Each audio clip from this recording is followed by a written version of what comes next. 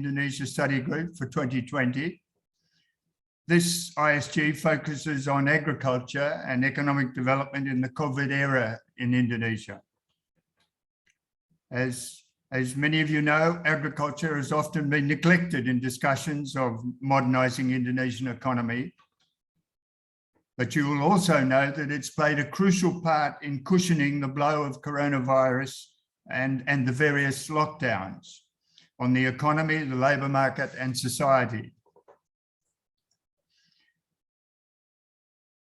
This is besides its central role in the environment and climate change, which are also an important focal point of today's talk. Let me introduce the two speakers for today, Dr. Alin Halima Tusadia and Dr. Ryan Edwards.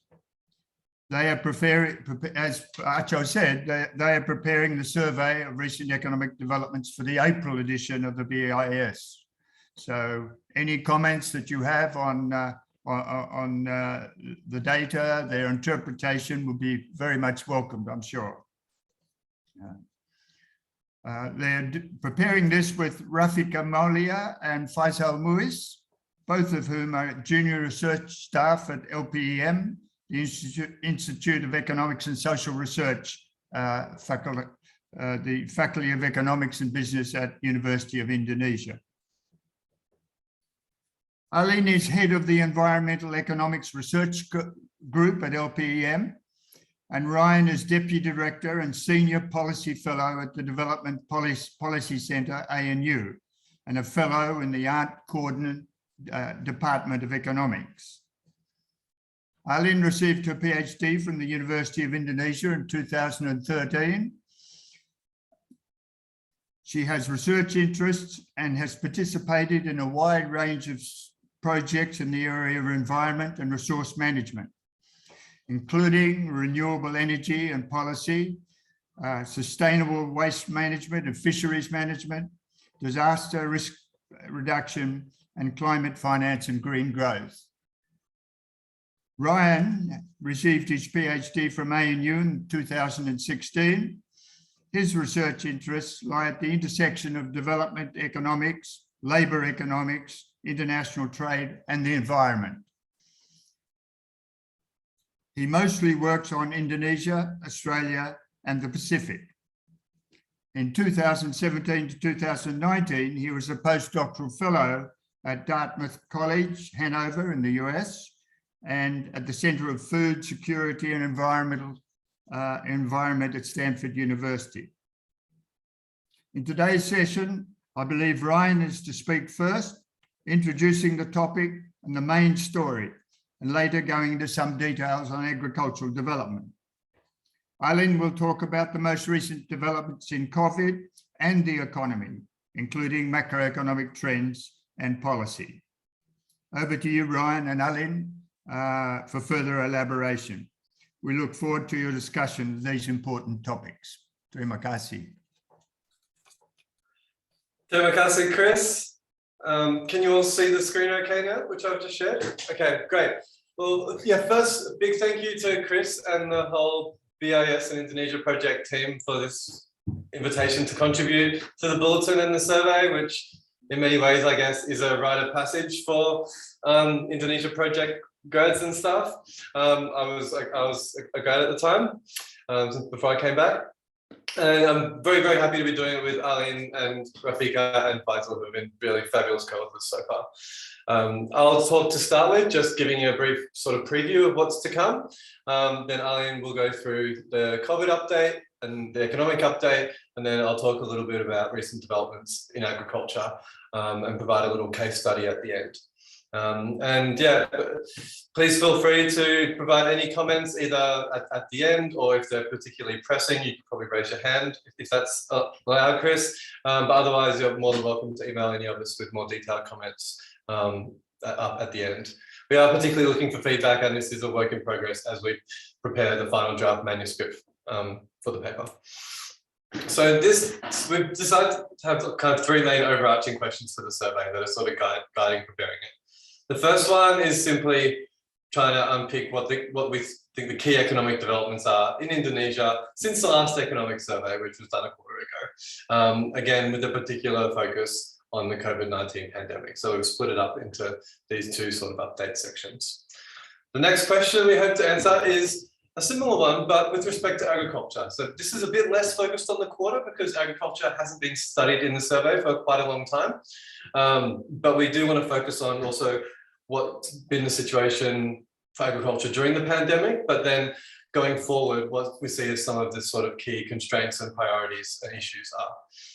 And then the last question we want to ask is, how can economic recovery and development and environmental sustainability be a bit better aligned going forward? And we pick a particular type of intervention that we think has been neglected for quite a while that has quite a big potential benefit if executed properly. So to preview the findings that we're going to work through, in terms of the economic development, in terms of the economic developments and the COVID developments, as many of you are aware, cases have been declining up to December 21. They've started to increase a tiny bit now, but they've been declining. So in many ways, COVID-19 could be considered under control, despite the sort of ever-growing Omicron shadow, and vaccinations are rising steadily. Even though they're rising, there's still a lot of regional variation, as you would expect. Economic growth has recovered since last quarter, very, very much strongly, and agricultural sector and commodities have played a pretty important role in this, what we hope is the beginning of a longer recovery. Commodity export prices have played a particularly important role in rescuing the fiscal and trade balances, and tax reform is likely going to help a lot to achieve the deficit target, which was 3% of 2023. And similarly, tax realization has been exceptionally strong, around 100%, partly due to tax reform as well, which is also helping a lot with the fiscal balance. Then in terms of agriculture, during the pandemic, the sector has remained surprisingly strong. While most sectors contracted, agriculture continued to grow. So that's kind of the first key factor that we noticed when thinking about agriculture during the pandemic. We also, at the start of the crisis, there was a bit of concern that there was going to be big impacts for food and nutritional security for households as the crisis worsened through supply chains and things like this. But looking back at that data, that doesn't seem to have manifested too much. However, vegetable oil prices, particularly through the big rise in the palm oil price, have increased a lot. So that's one concern. And also during the crisis, we've seen quite a bit more urban-rural migration, as Chris mentioned in the introduction.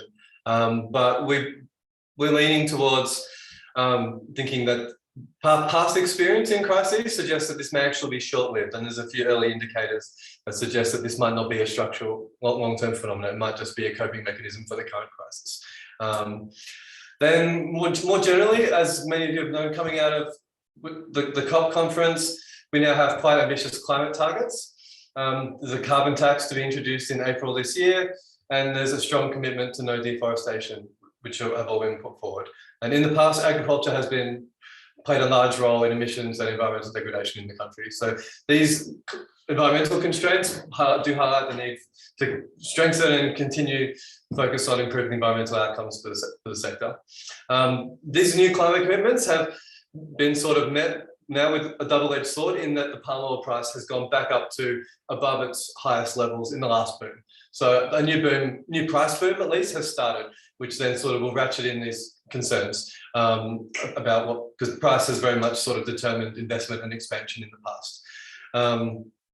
But even when the prices were low, the palm sector did continue to grow, even when the price was quite low. And it's now still the largest commodity export in volumes by quite a considerable margin. So it's played a pretty big role in this current recovery that we're seeing at the moment. But in what may be potentially good news, and this is a cautious interpretation so far, there does appear to be some decoupling between palm production and expansion levels and environmental outcomes. In particular, at the aggregate level, we're seeing deforestation having slowed considerably in the last few years in various data sources. So if that's true, that could be a pretty good news story.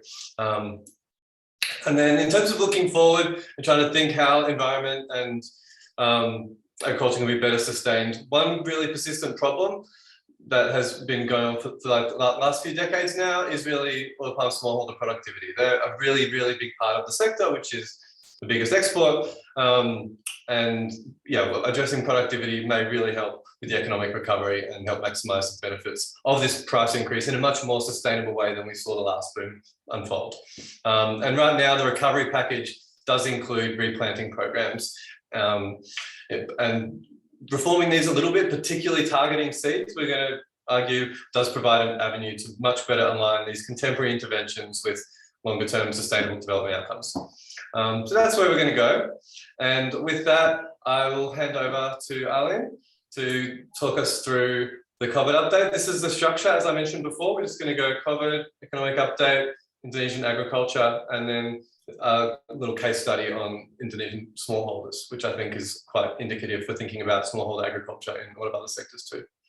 With that, over to you. Oh, any questions so far? Or we can just take them at the end. But yeah, I'll let the moderators decide. But yeah, over to you, Aline. Yeah, okay, thank you, Ryan. So I will give an update to, for COVID-19 situation. This is the latest COVID situation in Indonesia. We experienced decline case of COVID-19, particularly at the end and to 2021.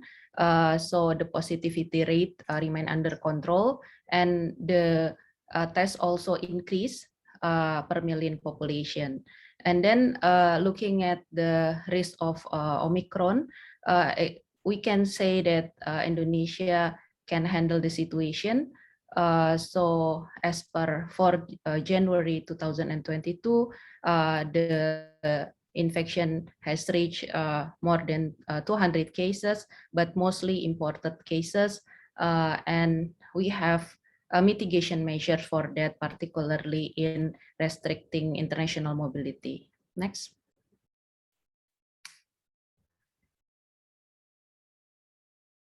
Yeah, so this is the graph of COVID-19 new cases and deaths, and then testing and also positivity rate.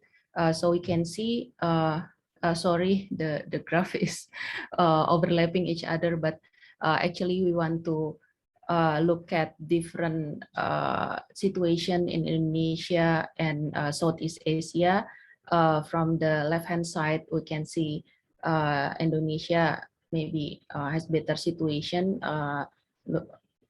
comparing to average Southeast Asia in terms of new case per million and also deaths. And then at the right-hand side, looking at the testing and positivity rate also have a good trend where the testing increase and then the positivity rate decrease. Next. Yeah, about the vaccination. So the vaccination rate has reached almost 80%, but the second dose is only half of the eligible population. It is slightly above world average, but the government has planned and actually has implemented since the late 2021 for the booster, the third injection, and hopefully this January onwards we can give the vaccine booster not only for health workers but also to the general public. But looking at this percentage, if we compare between region, actually the variation is quite high. The range is between 14% for Papua to 100% for Jakarta. Next.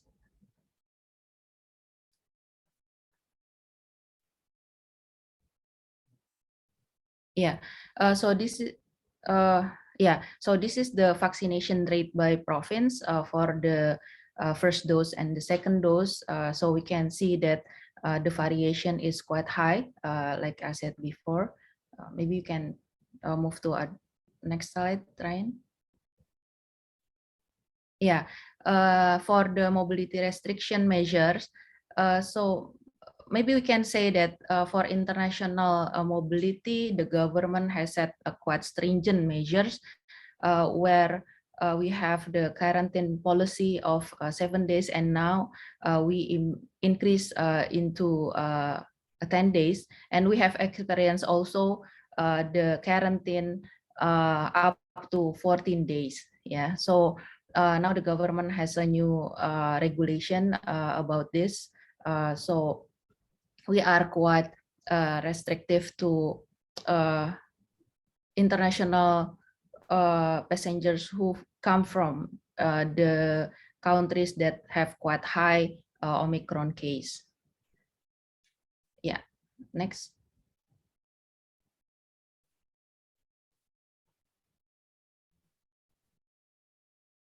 Next Yeah. again. Looking at if we compare Indonesia restriction measure with other countries, actually from this dashboard map, we can say that Indonesia has quite stringent measures. So from 100%, Indonesia score reach 75 in terms of COVID-19 stringency measures. Next. So this is the second part that I want to share with you about economic update. Next, Ryan. Yeah, so actually the rebound of our economy has been there since the second quarter of 2021, and the third quarter of 2021 continues this positive growth, and most of the sectors grew positively in this third quarter, but for several service sectors still have a negative growth. As expected, health service and social activity grew the highest, and also mining and quarrying sector. For the agriculture sector, actually, even in the early of pandemic, the sector has consistently grow positively since the beginning of the pandemic. And then from this sector, if we look at the subsector, it consistently have positive growth, and the growth for the third quarter record the highest growth of more than 8%. Next. Yeah, so if you look at this growth decomposition by sectors, we can see if we zoom at the agriculture sectors and we zoom again at the plantation crops, we can see that it always been positive, and then for the third quarter they grew very high, more than 8%. Next. Yeah, the growth is actually relate also to the price of the palm oil, and it affect also our balance of payment. So Indonesia reported surplus in the current account, and then this is actually we experienced this surplus for 2 periods of quarter. Before that we experienced a negative or deficit, and then the one that drives the positive value is palm oil and coal export, which has contributed about 20% of Indonesia's total export in 2021. So the high price of these two commodities, palm oil and coal, actually rescue our balance of payment, and later on also our fiscal balance. And then regarding the inflation, actually compared to other countries, we experience quite low inflation in recent year. And then, but however, if we look at the food section, particularly the cooking oil, the inflation has been quite high, more than 5%, more than 7% in November. And it relates also to the high price of the CPO lately. Next. Yeah, so if we look at this balance of payment, the palm oil and also actually the coal, because of these two sectors rescue our balance of payment, we experience positive current account balance in the third quarter of 2021. Yeah, next. Yeah, this is the price of palm oil. So if we look at the current price, this is monthly price. If we compare, for example, the situation in 2021 and 2019, we have like doubled. Yeah, the price is doubled, and this commodity price boom. Actually, we don't know how long it would last, but for now, it makes our economy better, yeah, for the short term at least. Next. Yeah, but maybe it also affect the inflation. As I said before, the average inflation in Indonesia has been quite low compared to other countries.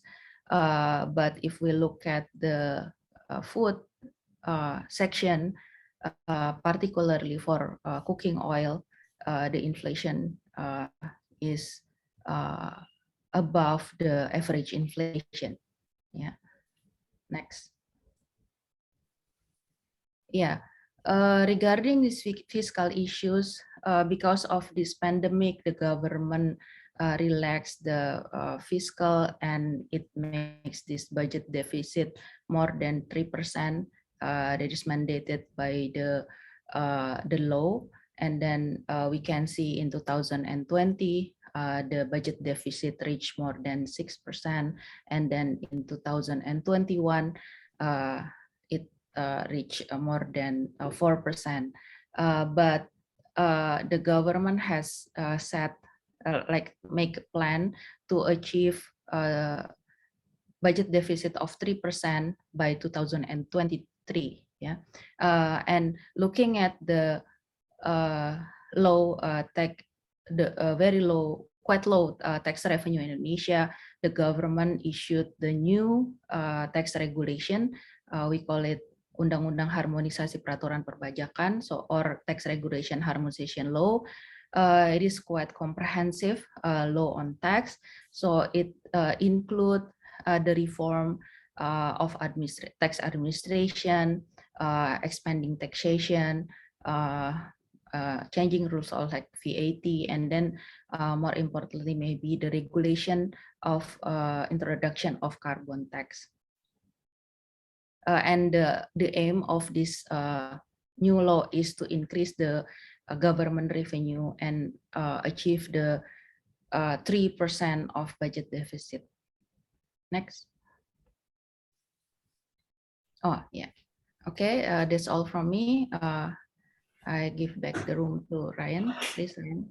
Okay, thank you, Arlene. I guess that's back to me. So as we mentioned at the start, our special theme is going to be Indonesian agriculture in the COVID-19 era. And these two guiding questions are, what are the most recent developments in agriculture that we see as kind of key sort of highlights and issues to focus on? And our answer to that simple question is a surprisingly high level of resilience through the pandemic. This deurbanisation, which looks like it might be temporary, depending on how the recovery tracks, and these new environmental commitments coming up against the rising CPO price. And then the next part we're going to ask is this little bit of policy at the end, and we're going to argue that improving smallholder productivity could be a big win-win intervention for the environment and development, and does actually fit in quite well with certain current policy initiatives, which, like some of the other stuff in this space, the devil lies in the details and the implementation and getting it right. So COVID-19 in agriculture. Our kind of key points for this part of the paper are going to be largely that the sector itself did remain surprisingly resilient during the pandemic. So we can sort of track what happened in terms of GDP and employment. And as Alan showed just before, the sector did continue to grow while other sectors contracted. And it wasn't just estate crops, there was food crops as well, and horticulture. Most of them did pretty well. As we know, this did cushion the impacts of the decline in urban employment and the kind of standard COVID impacts that we saw elsewhere by reabsorbing labour into the sector, into largely household labour, which I'll talk about in just a sec. And of course, the commodity price in particular, but agriculture going reasonably well. This has supported the trade balance, the VOP and the fiscal balances, which will be quite important for spending and for the deficit target, which still does remain a priority. Whether it's too tight or not, we could probably discuss later, but the price increase is definitely helping with all that at the moment. Here's just one graph just sort of showing some recent trends in agricultural production. So on the bars are the value of production, and then the one at the top is the overall contribution of the sector to GDP. So since the start of this, I said this decade, but like the last 10 years just elapsed from 2010, there has been like kind of structural change by our traditional metrics. The share of the sector in GDP has been declining, and of course manufacturing is probably the biggest one. Well, manufacturing much larger, maybe so to speak. Anyway, don't quote me on that. In terms of the actual crops themselves, so at the start, general crops and plantation crops were pretty close, but in terms of value of production, plantation crops have really pulled away and become larger. And this was before the recent price increase. Remember that the CPO price, the CPO is about half of plantation crops here, and the CPO price had been falling since around 2010, 2011 to very low levels, where it then flatlined for a couple of years, where much discussion was that the boom sort of was over in that regard, because our farmers were getting much lower prices. But production had continued to increase, and similarly with horticulture, we're seeing quite reasonable growth in our sector as well. So you're seeing output in all of these ones continue to increase quite reasonably. And at the start of the pandemic, there was quite a lot of concern that COVID was going to have really negative impacts on food security in Indonesia. But when we talk about food security, I'm talking sort of general consumption, nutritional intake, access to food, the standard ways that we think about food security. But on re-examining some of these metrics for the paper, looking at latest data on food consumption and trends, some subjective response surveys that we have where we quiz people on how it's going, not quiz, question them, but then also delving into the local prices of certain crops in local markets. It does look like the food economy was particularly resilient. Because if there was food shortages, then you would expect to see this coming up in prices in local markets. But there doesn't appear to be much issue going on now, apart from, as Ali mentioned, the vegetable oil crop. So yeah, we'll make that point in the paper as well. And then another sort of key fact that comes out of COVID, which was documented by our colleagues Peter Waugh and Arif Yusuf in an article and discussion paper earlier this year. That should be 2021, not 2020. They document the large loss of urban jobs driving a large amount of rural to urban migration. And then after documenting this, they go on to model the potential impacts of this deurbanization in a general equilibrium sense on the welfare economy. So this seems like a pretty big story, because as you know, a lot of economic development is about urbanization and about the movement out of agriculture. So we wanted to have a look at this in a bit more detail, but it's probably too early to really say too much still, because this, obviously urbanization is a longer term phenomenon, and this is a short-term response we're still talking about. But looking at the recent data on employment, there hasn't been much change in agricultural employment. So it does look like most of the work being picked up is at the household work. So just like in the Asian financial crisis, people coming back to the farm. So it's doing what Chris sort of said in the introduction at the start, in acting as that sort of informal social safety net buffer. And along a similar vein, these dynamics, just like in the crisis and in ones before that, might be temporary, in which case it would be good news and be less of a concern than if this was a permanent sort of shift in the economic development trend. That said, there's always a bit of persistence of something, but we think this is worth following in future periods and something we're unpacking a little bit more in the paper. Then the next sort of that's the main sort of key points around COVID. The key points more generally is obviously what has happened with sustainability and the recent environmental commitments, because Indonesian agriculture in the last 20 years has been very much largely a palm oil and an export story. And so with these recent commitments, then we're at a place now where the government has committed to no deforestation. There's a carbon tax coming in, and there's quite strong targets. But at the same time, emissions from agriculture are rising, and they're a major contributor to the country's emissions. So this does really place agriculture in the center of thinking about environmental and climate policy again, and ways that it can be sort of improved moving forward in a way that sort of makes sense both politically and practically as well, to make sure that things can actually be done. So that then sort of brings us back to what Ali mentioned before, which is this big peak in the palm oil price. So the boom was a huge story a while ago. It's sort of declined, but it hasn't really faded. The production has continued to increase, even during the lower price period from 2012 until recently. So I've just got some numbers here from the Director General of Estate Crops, where you can see production in tonnes and area planted in tonnes. The full stops are commas here. And as you can see, there's been a big increase since 2015, which was the bottom of was essentially where the price had reached its bottom. So there's been continued growth even though the price was low, whereas I think the expectation about 10 years ago was once the price fell, then the incentive to expand would slow. Anyway, it's still the main export commodity, both in value and volume terms, and 10% of exports at the moment. And with the prices at the peak level, this does present quite a big environmental risk, because at least during the last boom, we know that the price was a real key determinant of plantation investments, both on the extensive margin, whenever we're deciding to build a new mill and open up a new supply shed, or when you're on the intensive margin where you're expanding your plantation area, both for a smallholder, but also in terms of the plantation managers themselves. So how this will all interact is, I think, a big issue that we need to think about going forward. However, there's a little bit of good news. So in the past, palm production and aerial expansion has really closely tracked deforestation, and to a lesser extent forest fires, because fires are partly determined by sort of everything else going on in the natural environment. This is a graph from a recent paper by Alan Xiao, who's at the University at Princeton at the moment. He's got a really great paper on the global environmental impacts of the sector. And as you see, we've got emissions here, peat emissions, and then development in megahectares in Indonesia in the sector. And they map each other incredibly closely, right? So in the sector, this stuff has been really closely coupled. However, if we go a bit more recently, there does appear to be, at least at the aggregate level, looking at some of the more common data sources, and this is worth unpacking in a bit more detail as well, I think, deforestation has slowed. And fires haven't been as wild since the big 2015-16 season either.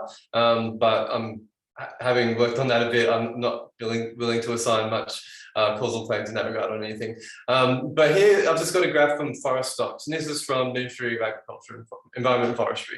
And as you see, from 2017 to 19, they're pretty constant.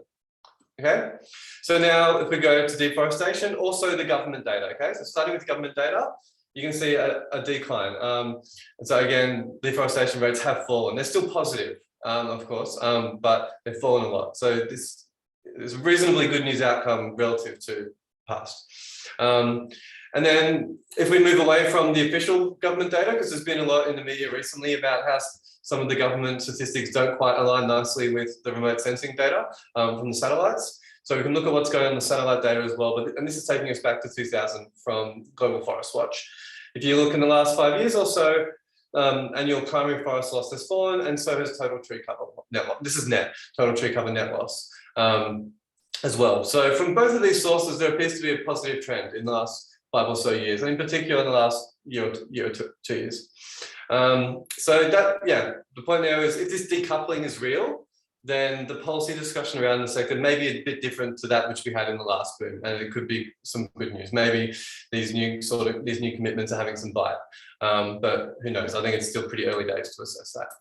And then next, we're going to have a little bit of a discussion on smallholders, which are small family farms in which account for a big deal of the sector. So smallholders are essentially oil palm farmers that go between half a hectare and around 200 hectares at the most. But the average size is around 1.5 to 2 hectares for a plot. And they account for around just under half the area of cultivation and have been the fastest growing subsector this century since the expansion really started around 2000.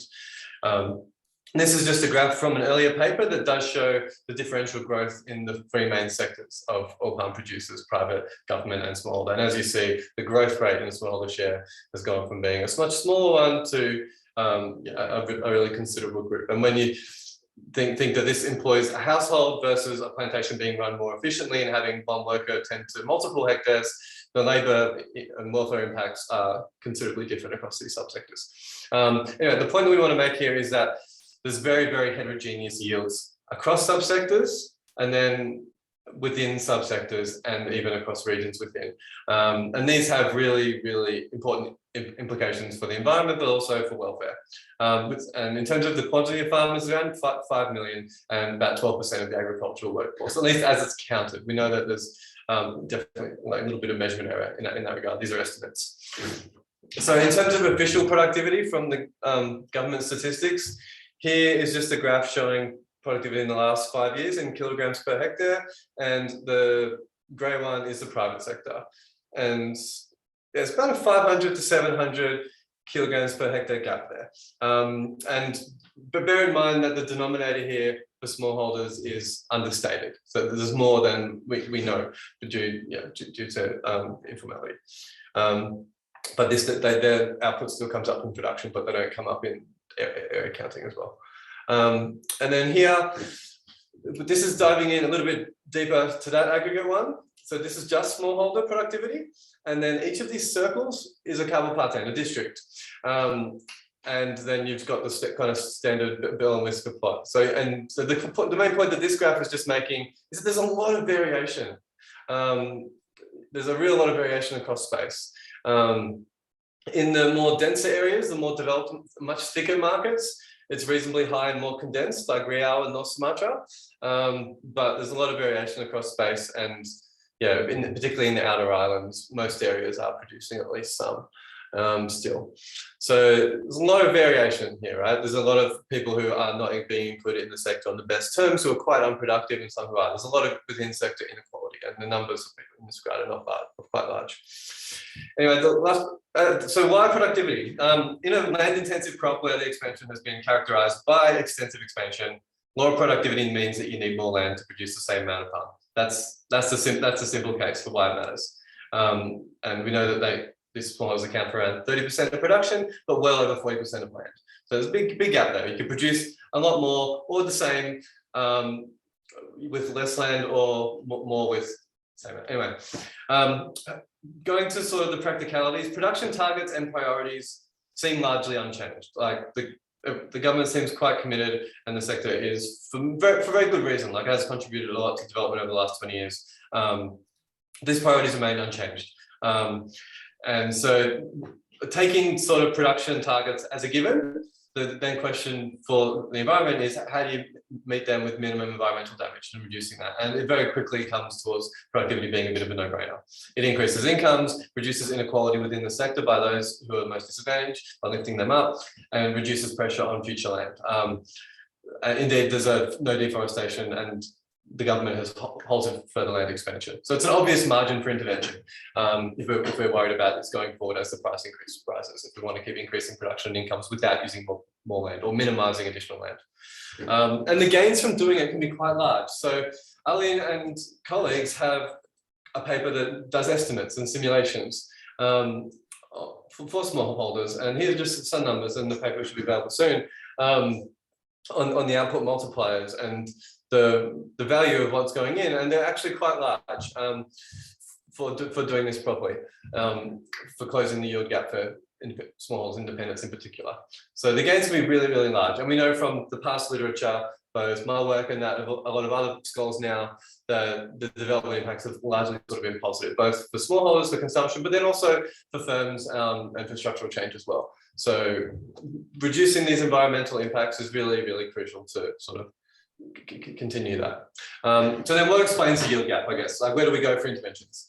The short answer is basically seeds. The seeds is the main determinant of yields on a given plot for the next 20 to 30 years. So it's a sort, yeah, it's an initial upfront investment that then determines things a long way into the future. What happened when people were first planting at the turn of the century has shaped everything that on their plot up to now, basically. So here's what the yield curve more or less looks like. This is again from Alan's paper. As you see, it takes a while to go up and then slowly declines. And so people normally replant at around the 20-year mark. And low quality of seeds used by smallholders is a big cause here. So they don't have the same access to seeds that the private plantation has, and a lot of the yield gap can in fact be explained by low quality seeds and by seed contamination.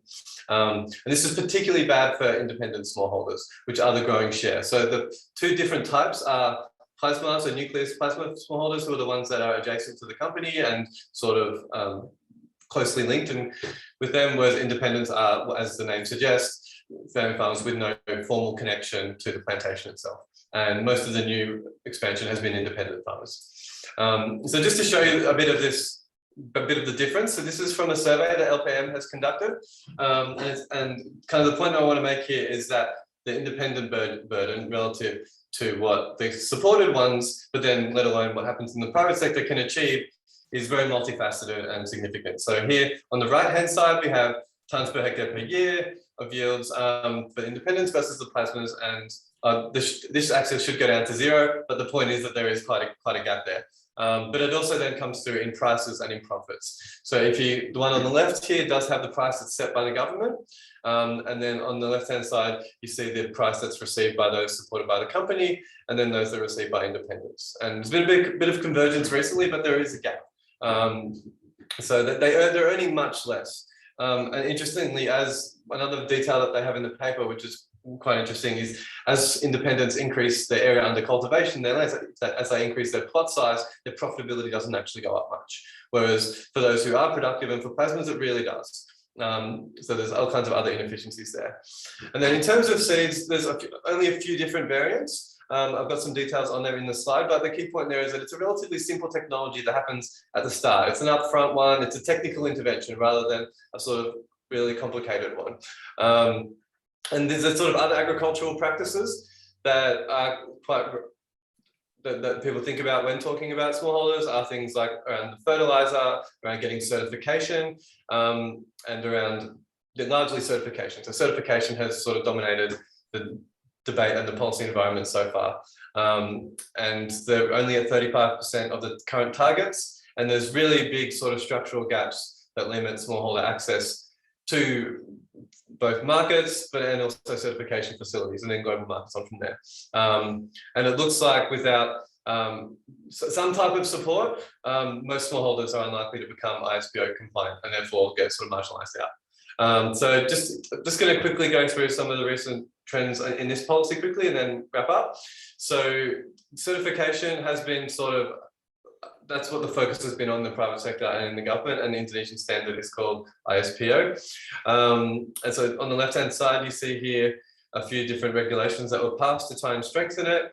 And quite a bit has been certified so far. So 5.8 million plantation hectares certified and 760 certificates, of them mostly companies, 10 cooperatives and 4 plasma cooperatives. So very much by way of small, particularly independent ones.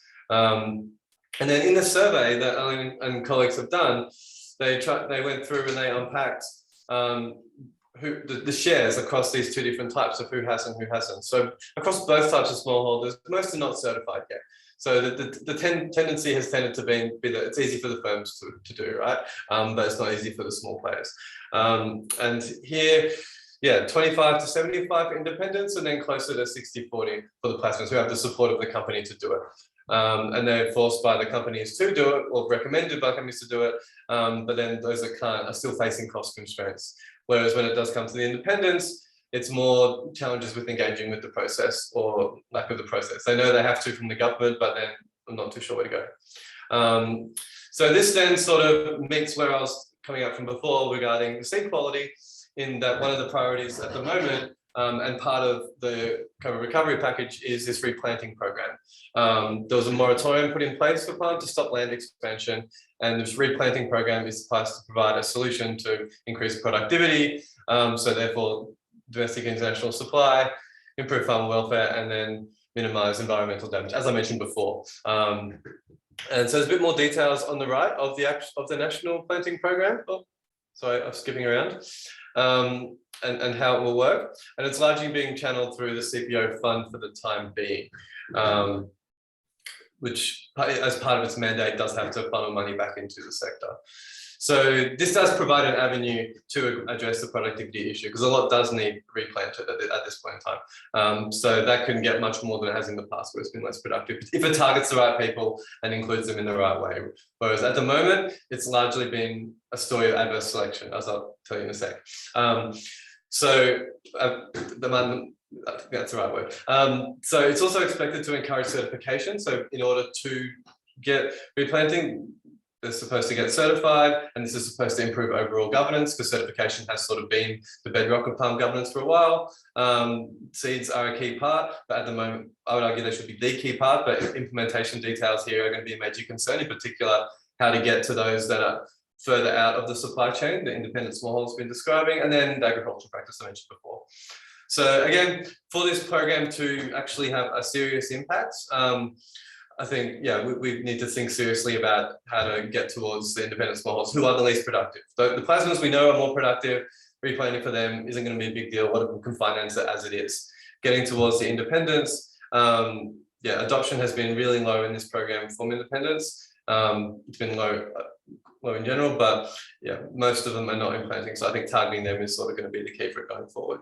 And then just to wrap up, we wanted to sort of conclude the paper with this case study as a little bit of an allegory for broader smallholder productivity and challenges. So the issues on access to farm technology, monopsony market power, marketing and supply chain challenges, all of these things that do face palm smallholders are not particularly unique to palm. In some ways they are, but they're quite prevalent in a lot of other smallholder agriculture sectors as well, particularly those that are going into global agricultural value chains.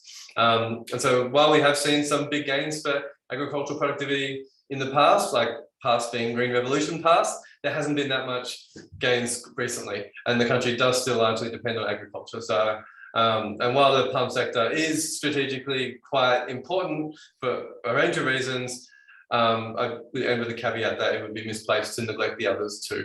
And when thinking about these type of interventions, agricultural productivity is still quite important, because a lot of people do still rely on the sector for a livelihood, and there is still some potential there to be had for good gains. Anyway, that's where we got to. So thank you very much for your attention. I'm not doing a summary at the end because I did it at the start. And I look forward to all your questions and suggestions in particular. So yeah, big thank you. And back to our kind chair. Thank you, Ryan and Aline. I'll be helping Chris to manage the flow of question and answers. Again, you can ask your question by raising your virtual hand or writing your questions in the Q&A box. So can I invite those who want to ask question directly? Please raise your hand.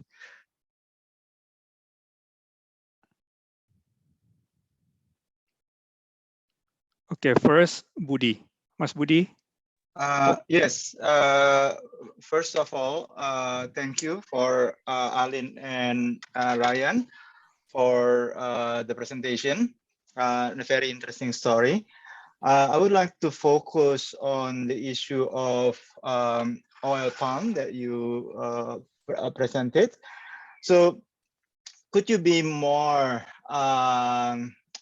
provocative in arguing whether this increase of value of oil palm export is due to labor movement to the agriculture area, or really just because of the price, or the increasing price of oil palm mainly. And so the second one is this an interesting presentation that deforestation has been declined, but the number of oil palm area has been increasing. So we could, in a way, in some level, I could accept those situation in which there are idle land has been transformed into oil palm area. But clearly and the main driver for this increase is the smallholder oil palm. So two things is not really clear, and if you could, if possible, argue. One is that so this increasing of oil palm area certainly not sustained, because otherwise then at one point deforestation need to increase.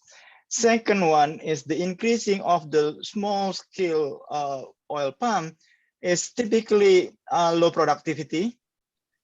And so, well, that is nothing really good within the economic system, but in Indonesia just lucky because the wood price has been increased. So is that conclusion you would agree, or you think that there are something else good happening, such as the program to support the seeding and so on and so on, and maybe also that those migration from urban and to rural area is actually an important push, and so on. Thank you. Thank you, Mas Budi. Ryan and Alin, can you hold on to these questions? Let's take two questions, and the next one is Hal. Hal Hill, please. Hi, Alin and Ryan, and thanks very much, Terima kasih banyak, for a very interesting presentation. Lots to think about. A couple of comments or questions. First, a sort of obvious one, and it's not a critique. I know you're trying to cover so much already, but you do say the survey is focusing on agriculture, but I didn't hear once the mention of the word rice or food crops. So I guess maybe you've got to think just how you're going to package your story, since obviously the analytical and policy issues for rice in particular and palm oil are very different. Big question in rice is, is Indonesia going to really try and aim for self-sufficiency or not? What about import policy and all that stuff?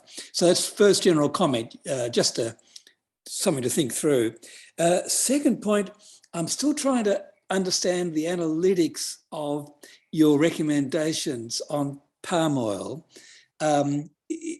So there's a market failure somewhere. Otherwise, why aren't people, much closer to the frontier? So if I hear you correctly, you're saying it's because of the seed planting. So it's history, and you've got to replant. And then you've got this ISPO certification issue. Are they the same issue, or are they distinct? I didn't quite get a story. And I suppose, to be devil's advocate, the question is, why aren't farmers with low productivity just, adopting what seem to be obviously profitable planting varieties? I mean, is there a capital market failure, information failure? So I just think it would be useful if you could be a bit more analytically precise in just why you have to intervene. I mean, the graph, by the way, on the variation in productivity is really interesting. So that's a story in itself. Can I make just one very final quick point, Acho, if I may? Sure. On the deforestation issue, that's really interesting as well. And the point you make is surely the key one, that if you can get rising yields, you don't have to cut down trees as much. So that's a really interesting point. I suppose we've sort of been there before a bit, haven't we, with deforestation? That is, there have been lots of policies in the past. Some of them have worked, some of them haven't. REDD apparently hasn't worked. The minister after Glasgow, although Indonesia signed on to the deforestation initiative, she seemed to be backpedaling very quickly. So I'm just wondering if we can get a broader take on the deforestation issue. So I understand the issues and the objectives, but what's your judgment on where it's likely to go? Thanks very much. I think there's a lot of interesting stuff in this survey. It's going to be very good. Terima kasih. Thanks, Hal. Quick response, Alin and Ryan. Yeah, maybe I will respond first, and then Ryan for the rest. Yeah, so Pak Budi and Halil, thank you for the question and the suggestion. For Pak Budi, I don't know, maybe Ryan can have different opinion, but from my opinion, the price is the main drivers of the increased value of the export. Because the context of the urbanization is not only for the palm oil sectors, but maybe for agriculture in general. So my first identification is I think the price, and then the second one about the deforestation.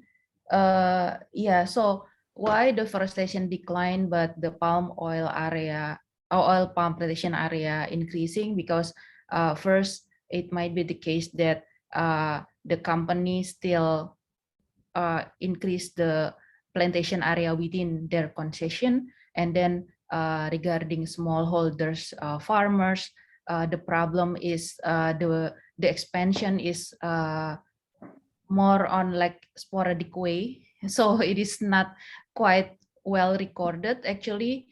So it might be the case that the deforestation data is I don't know about the accuracy, but we have the problem of monitoring the expansion of palm oil palm plantation by smallholders. That's why actually the land certification program that is embedded in the replanting program is important. And actually the land certification program is not only embedded in the replanting program, but for those smallholders farmers that not in the replanting program, I'll also encourage to certify their land. And then the next one for Halil about rice, yeah, food crops, yeah, I don't know, Ryan, maybe we can, this is also important suggestion, maybe we can include later in our survey. And then for the recommendation of regarding palm oil, about the seed, replanting, and ISPO. So the problem is, maybe it related also to the question in the chat. Most of the smallholders farmers face this problem of asymmetric information. So they don't know how to buy a good seed, certified seed. So this is the main problem. And also they neglect the importance of having a good seed. So because the knowledge when they, for example, want to plant this oil palm tree, they some kind of look at their neighbors, or they the one that person that they know, and then with like a good yield, and then the welfare improve. So they make this plantation practice without proper knowledge, including the source of the seed and the quality of the seed. This is the main important problem. And then for the replanting, so the drivers of the low productivity actually not only the seed. So it is quite complex. So we have also the drivers is the age of the tree, because some of the plantation from that already planted in the past already meet their maturity. So now the productivity is quite low. And then the second one is about the seed.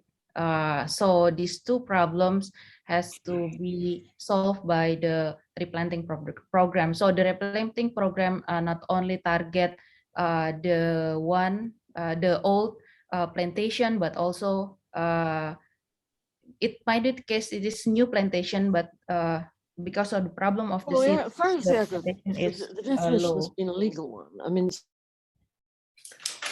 yeah.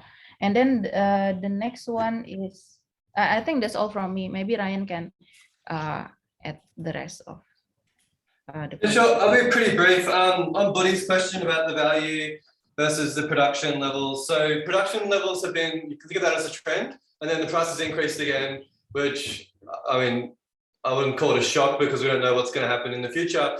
But yeah, there's the production increase. then there's a value increase on top of that. And so in terms of the recent developments, the volume and the value in the export, that's a price story. But the overall continuing increase in production and exports is a positive trend. So yeah, there's been a change in the slope of the volume, as one way to put it. In terms of the deforestation stuff, yeah, I think it's an interesting puzzle. I'm not sure what's going on. So in the past, actual deforestation has tracked changes in production very well, both at the annual level, but then if you use the more micro data like Alan did. And the fact that it looks to be going down, if we can assume that some of the data is wrong by some margin, we have to assume that it's a lot to put it back where it was before, right? So it's still jumping down no matter what source we're using, which is a big change to in the past. So yeah, around the details about what everyone's doing, it's not that clear, but production is increasing from somewhere and it's not coming from productivity. So it may be within sector, maybe as Woody said, idle land. It could be switching out of other crops still, which is quite common in the last boom. Yeah, and then on food, yeah, we should put that a little bit more into the paper. Right now it's there in the GDP stats, and we will talk about a bit in the COVID food security part, because that's where largely that story going on there when we look at those issues. But I'm not sure how much will go into the self-sufficiency and import restriction. Maybe there's an avenue to weave it in without it being too adjunct, given the current focus on trade and export crops that we've got. Since you mentioned the import restrictions, so there might be a trade angle if we keep it sort of focused on trade. And then onto what you mentioned around the analytics of the RECs. Yeah, no, I agree with where you're coming from, and I agree with Alan's interpretations there. I noticed a comment from Ross in the past about the fact of productivity differences not being evidence of market failure. I would add to it externalities. We can say it's an externalities like the climate problem. And if independents are doing this and it lasts 30 years, then that's where the case for intervention is. It's an externalities problem, it's an emissions problem. Yeah, where everyone sort of bears the costs. And I don't know if I have that much else to add. Yeah, we're definitely going to include in the climate pressures part a lot more detail on the COP conference and what's happened recently. And yeah, some reflections on RED Plus, where it's not working, some where the payment has been made, the minister's comments, etc. But yeah, nothing else further to add. Hope to get through some more questions. Good. Thanks, Ryan and Aline. Next in my list is Ann Booth, Chris Manning, and Paul Burke. Can we have Ibu Ann first? Ann, are you there? I'm unmuted. No, can you hear me? We can hear you, yes. You're good. Fine. No, I found this extremely interesting. I've got a lot of comments I'd like to make, but it might be easy to do it via an email to Ryan and his colleagues. But I do think it's very important, this whole question of the gap between smallholder productivity and productivity on large plantations. This has a long history in Indonesia, really ever since independence, when the government started seriously to collect data on smallholder production of crops like rubber, coffee, and a whole range of other crops. And there's always been a big gap, as far as we can judge, between estates and smallholders. A lot of discussion about this with reference to rubber during the 1980s. Colin Barlow was very much involved in some of this work. The most recent data I've been able to look at does seem to suggest some sort of catch up between estates and smallholders in productivity for rubber. And I think that's interesting. One explanation is that actually rubber estates now are quite small. Most of the rubber grown in Indonesia, and indeed other parts of Southeast Asia like Thailand, most of it now is grown by smallholders. But there's a big gap between the states and smallholders. There does seem to be catch up, and perhaps there are lessons here for the palm oil sector. I mean, do you think a bit of the rubber story could be exit as well? Sorry, I can't quite hear you. Do you think a bit of the rubber story could be exit? Exit in what sense? Farmers leaving, particularly smallholders. Quite possibly, although the evidence does seem to suggest that area under smallholder rubber is still growing, although not nearly as rapidly as earlier. Yeah. But yes, one hears from micro studies, a study Joan Harjono did some years ago, I think in Rio, I can't quite remember, either Rio or Jambi. Anyway, she found quite a lot of evidence that smallholders were not necessarily cutting down the rubber trees, but basically not replanting with rubber, but with palm oil. And I'm sure that's going on. Unfortunately, this is one other point I would like to make. There are a lot of problems with the data on smallholder, what's often called tree crop agriculture in Indonesia. And I think the Department of Agriculture has, to be fair, it has over the last decade or so tried to improve the data, but there are all sorts of disparities, for example, between what the Department of Agriculture say in their statistics and the figures coming out of the agricultural censuses. There's always been gaps, but rather to my surprise, the 2013 agricultural census came up with a much larger figure for area under smallholder rubber than the Department of Agriculture. Yeah. Now, I've not seen anybody so far trying to grapple with these issues. Yeah. I think the Department of Agriculture are aware of the problems. But, you know, the disparities can often be quite large. And that, of course, means that the productivity data are fairly dubious. We simply don't know how much land is, for example, under smallholder rubber, or even, I suspect, smallholder palm oil. Then, of course, the productivity stats are rather dubious. Yeah, I'll agree. Just a really quick comment on that. So these are sort of the aggregate ones that we've been presenting so far. But in the paper, we're definitely going to be careful to use some of the micro studies where it's done on a plot by plot level with samples. Because that's probably the more reliable way to do it, right? To average across people where you've gone out and actually measured it yourself and spoken to them, rather than using these aggregates. So we'll be sure to include some of those studies in the paper and some details. Yeah, completely agree about the stats, and that's my experience as well with the ag census. Yeah, and try to integrate. People are critical of the ag census, but I think they should also be critical of the numbers coming out of the Department of Agriculture. Yeah, yeah. I'm not saying the ag census data are always wrong. I used to think they were, but I've rather changed my view in recent years. Particularly the 2013 census, where there are several publications have come out. Well, perhaps one other point I could make briefly. Of course, it's pretty well known. Agriculture now is shifting in terms of geographic focus from Java to the outer islands. There's very little, as you quite rightly point out, very little palm oil production at all in Java. And the evidence suggests that other crops, rubber and coffee and a variety of nuts and so on, they're all now being grown outside Java, the great majority. And again, there are all sorts of debates about what's happening to area under agriculture, both in Java, under food crop agriculture, both in Java and other parts of the country. But I think there has been a shift, and this is certainly the story that seems to be coming out of the 2013 agricultural census in particular. Well, thanks, Anne. We look forward for more detailed comments through email later on. And let's move to Paul Burke. Paul? Hey, everyone. I'll just be brief. You mentioned the carbon tax reform, but the carbon tax is just going to be on coal-fired power output.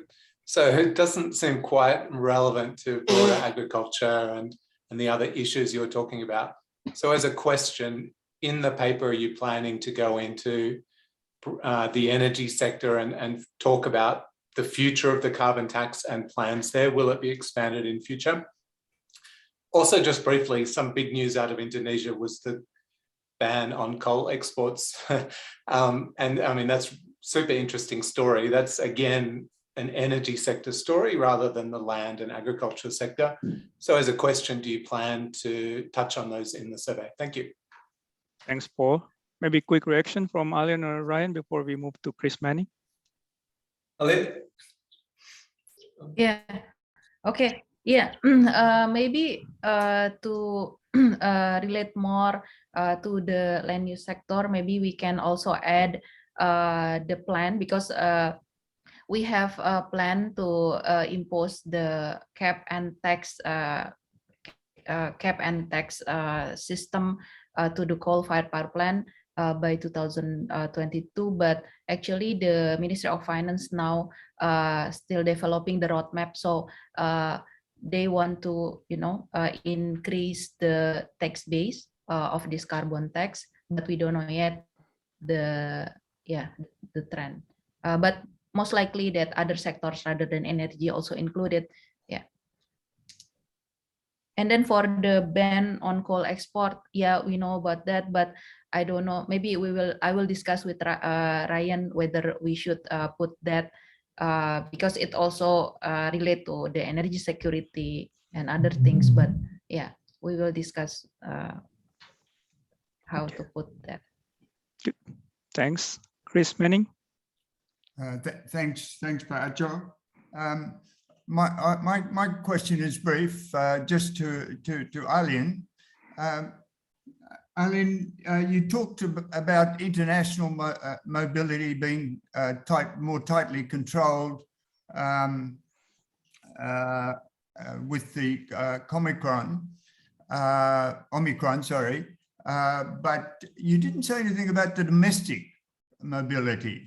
And I wonder whether some of those controls may be having some influence on the agricultural sector, in particular the mobility of labour in agriculture that a number of people have talked about, Peter Waugh and so on. And could that affect the productivity in agriculture going forward? Yeah, Chris, this is a good point. So maybe we can elaborate later about domestic mobility, but actually the government has imposed like different set of policy depend on the situation. So for example, in this new year, we have only like very few days of a holiday to mitigate the domestic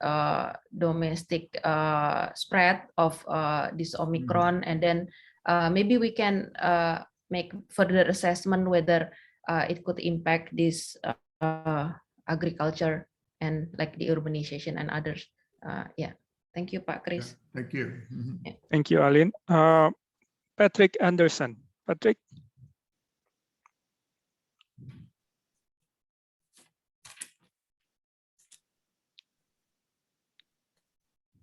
Go ahead, Patrick.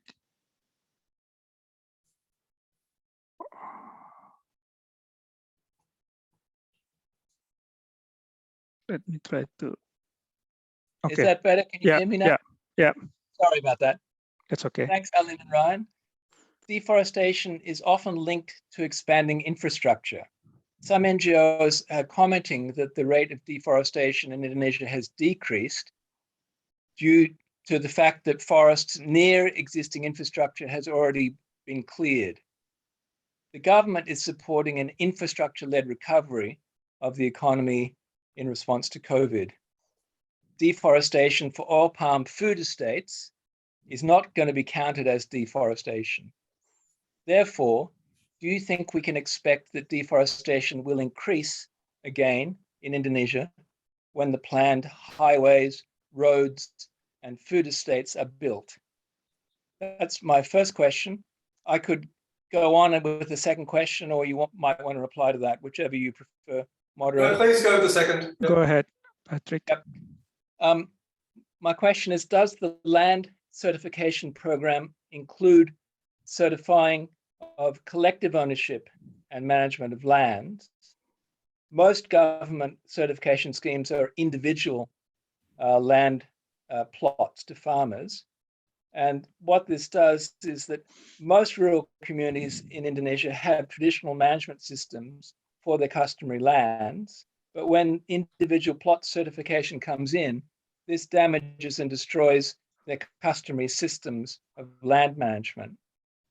Individual research shows that where communities can control their forests as a collective, deforestation rates are lower than when government or industry manage forests. So a question about the the framework for that.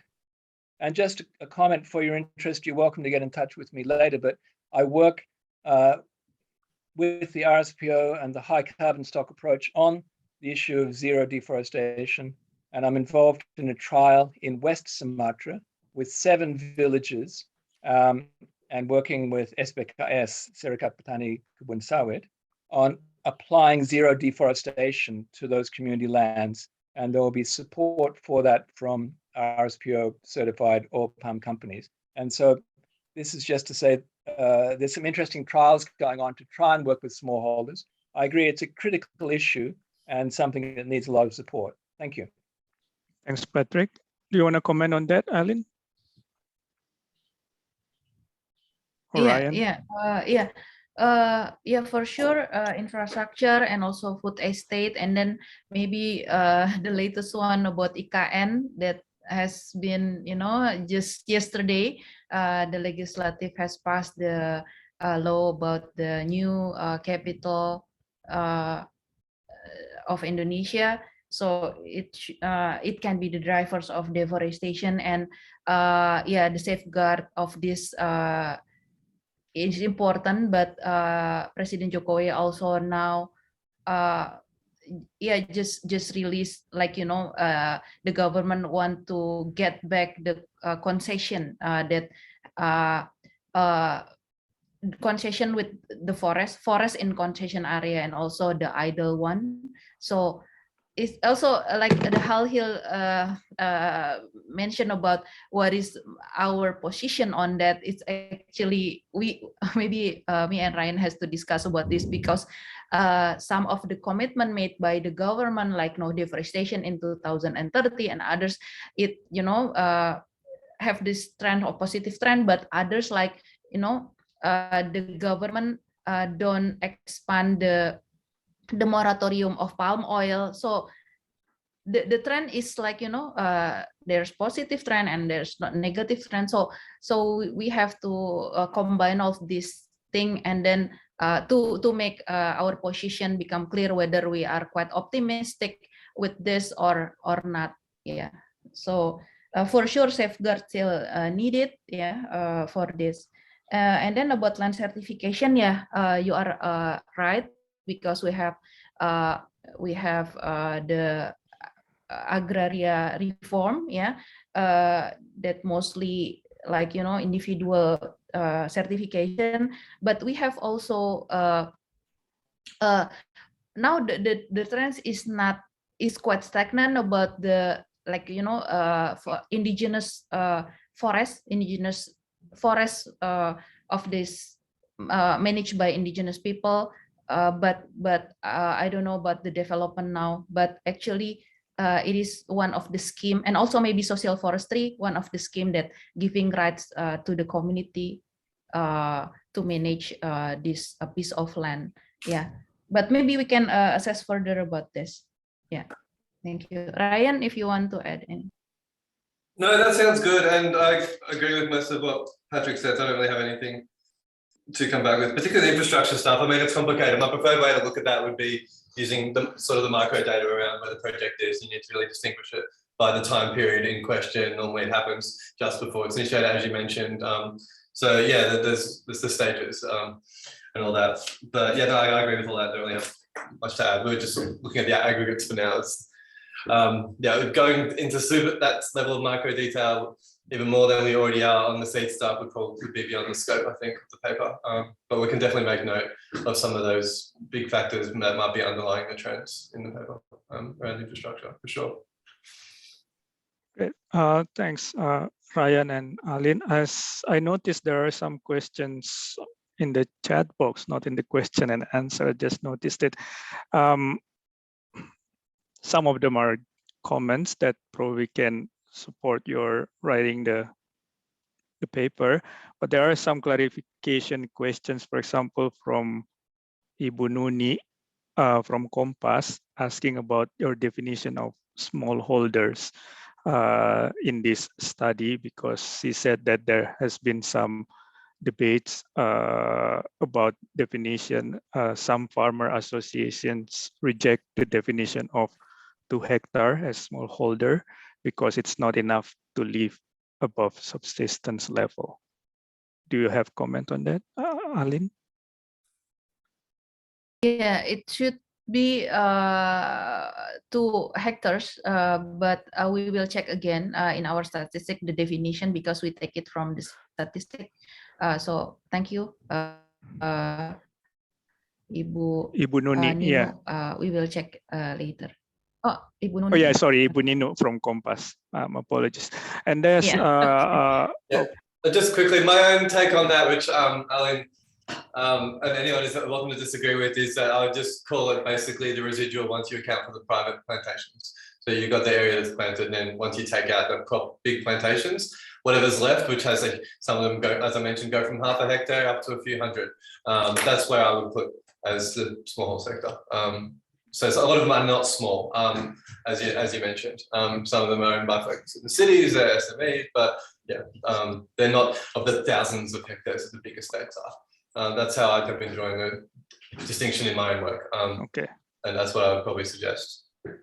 Great. Another one is quite long comment there from Peter Macaulay. Maybe if I can ask Peter to ask the question directly. Are you there, Peter? Peter Macaulay. Yes, Peter. Unmute.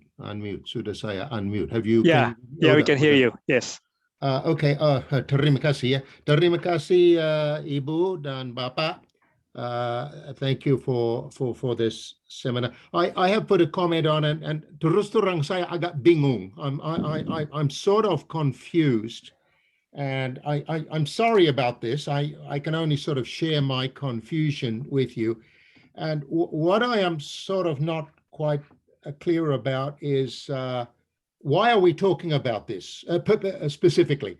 I mean, at any time in Indonesia, there are many things to talk about, obviously, in many sectors and in many parts of the country and so on. So we choose this. It's a sort of it's a story of a particular sector with a specific emphasis on, I guess, luar Jawa.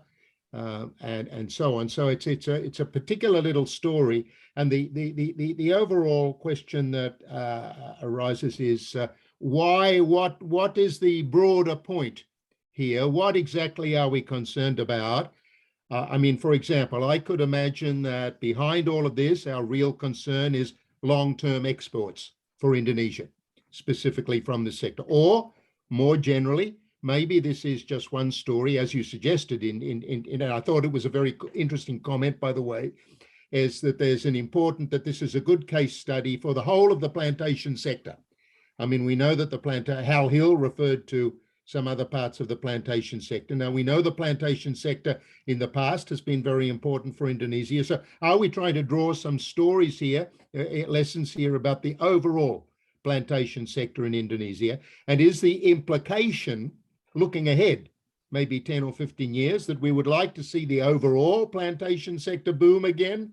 And are we drawing lessons from this to promote export-oriented growth in the plantation sector? Or is really the story, what we are really focusing on this for a quite different reason, and that is for environmental concerns, and so on. Anyway, so I am sitting here thinking, well, all of this detail is quite important. It's very useful to have this detail. But why, where is it taking me? And more generally, how does it fit in to the much broader story of the overall growth of the Indonesian economy? That's point one. And just sepintas lalu in passing, I mean, we have to move on to other things, but there are obviously a number of other stories that need to be mentioned in the survey. As a matter of fact, as I'm talking to you, I'm looking at Kompas hari ini. I got it electronically. And on the front page, of course, of Kompas today, there's the talk about the new Ibu Kota, Nusantara, and so on. So this is something which no doubt needs a question, and obviously there are a range of other things that need a question. But anyway, my main concern today was sort of the overall. I'm sitting here wondering where is all of this story going. Ya itu. Terima kasih Pak Acho, terima kasih Ryan dan Alin. Makasih ya. Thank you, Pak Peter. Before I turn it to the speakers, I think it's also related to the comment by Ross McLeod on the productivity differences across plantation. He said that the fact of productivity differences across plantation types is not evidence of market failure. The objective of firms is profit maximization, not yield maximization. Different kinds of firms will be expected to use rather different production function or techniques. There is no clear need for government intervention here. So what is your comment about that, Ryan and Alin, also to Peter Macaulay before? I might just go briefly first and then let Alin go a little bit more. So just on Ross's, there's a big difference between household firm and SME and a massive firm, right? They're quite different in terms of their access to technology, ability to make big upfront lumpy investments, access to information and a lot of things. So there's a big difference there. So I might have framed it a little bit differently too. And as I mentioned before, there are definitely information failures. So there's access to market failures. There's issues around the supply chain and monopsony power. And I guess we try to motivate it from an externality angle, right? Like if the sector, there's the price increase coming, the sector's going to keep growing. Do we want it to keep growing the way it has been, where people are adopting highly in an inefficient way and using much more land than they need to make the same amount of money? Or would we rather than be maximizing that and basically minimizing the demand on future land? So it's like, that's largely how at least I think about that. And then on to Peter's one about why now. Well, yeah, we were asked to focus on ag, and yeah, I'm a trade person. Alin has focused on this quite a bit before, and in our view, this is sort of the big story in agriculture. It was 10 years ago, and the price boom has just started again, and it's forecast by the IMF and a bunch of folks to keep going and go even higher. And so with the climate commitments, this is a big issue now, in our view. So it does seem important. I think, as Anne mentioned as well, the issue around smallholder productivity and how they're integrating into these global value chains when there is big market players has been a persistent challenge. It hasn't really been addressed. And yeah, the thematic part of the survey might be a suitable avenue to discuss that. But at least that's how I think about it. But I think there's two parts of your story that resonated with me, Peter, when you went through a few different analogs.